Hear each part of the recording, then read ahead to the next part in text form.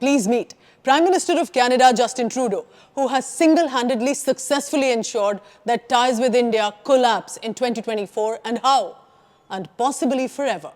A sitting Prime Minister and his government have gone ahead to say that Indian diplomats are key persons of interest in criminal cases, especially in the killing of Hardeep Singh Nijjar, who's been designated by India as a terrorist and a gangster.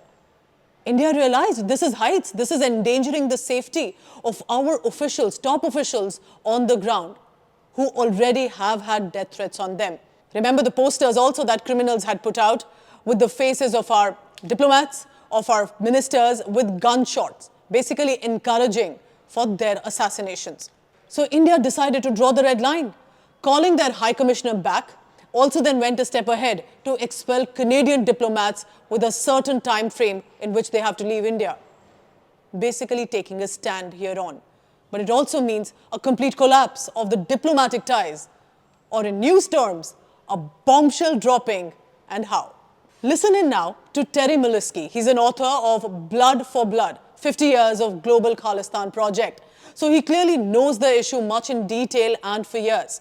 And basically how Canada has not done much about the big fish connection in all of this issue of Khalistan.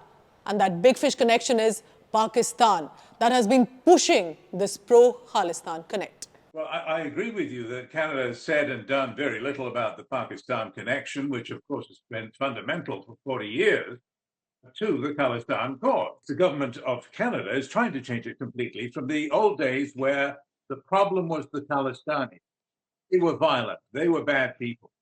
We had to do something about them, although Canada did, of course, very little, and looked the other way a lot of the time, and disregarded and pandered to people who were not just representing the potential of violence, but actual violence in the extreme. Need I even remind people of the Air India bombing of 1985? The Trudeau government wants you to believe that India is in complete denial.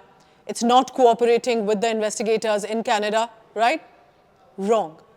India's investigation team, in fact, will be heading to the Washington, D.C., where the United States of America also at a certain point expressed suspicion if there was an assassination plot against Gurpantwan Singh Pannun, another designated terrorist by India.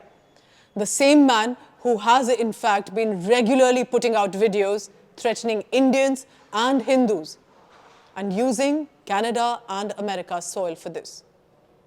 Who has India behaved with in the manner that it is behaving presently with Canada? Possibly with Pakistan. So are we going to now be at the same wavelength with Canada like we have been with Pakistan?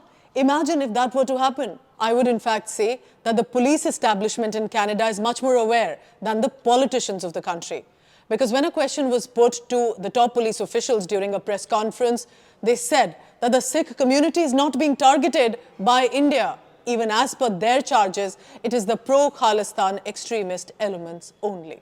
So yes, I mean, it is targeting the South Asian community, but what we've seen is there's specific targeting of pro-Khalistan elements in Canada. Will you believe when I tell you that to tackle counter-terror, security cooperation was enhanced with the framework for cooperation between India and Canada on countering terrorism and violent extremism signed in February 2018. The India-Canada Consular Dialogue has been instituted under this also, for which a meeting was done in November 2022. So India and Canada were supposed to be fighting violence and terrorism together. And yet, here we are. I fail to understand what evidence does Canada really need against its own soil being misused by Pakistan-Khalistan network? Was this parade not enough? Violent, threatening posters not enough? There are clearly gang wars, drug smuggling, arrests that have taken place, and that's not enough. India regularly over decades sending proof of terror activities, and that's not enough either. Maybe upcoming elections in Canada, or maybe it's Western allies asking Canada to do something, or maybe it's just the ignorance to understand the consequences of pandering to these separatists that currently it appears Canadian Prime Minister is doing. Now listen to a voice from on the ground. Daniel Boardman is a Canadian journalist, and he says that there's not been the best handling of law and order and foreign policy by the Justin Trudeau government.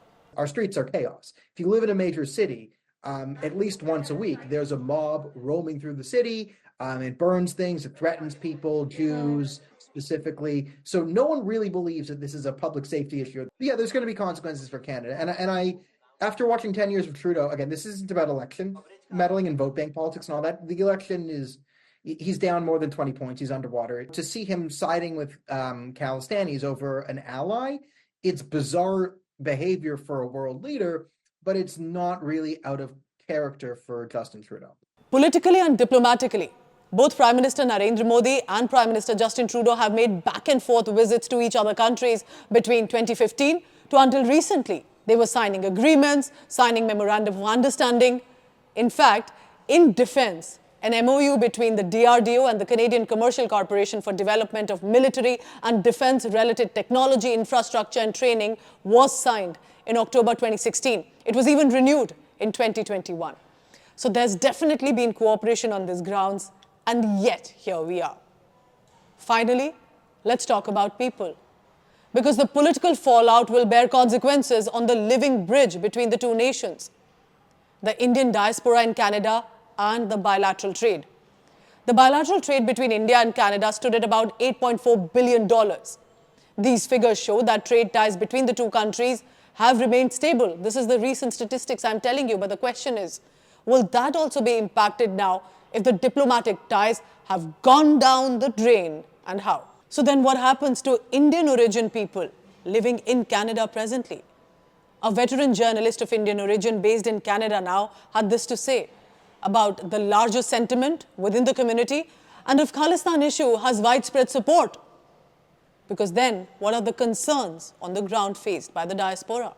If you conduct a survey among the people in Canada, most of them, they have nothing to do with Khalistan. They don't support. Maybe 100, 200, or maybe 1,000 people. They are demanding and holding demonstrations and things like this. That's very unfortunate. But the problem is not when the Khalistanis or pro-Khalistani elements or extremists hold their demos and against India and Indian embassies and Indian consulate and things like this.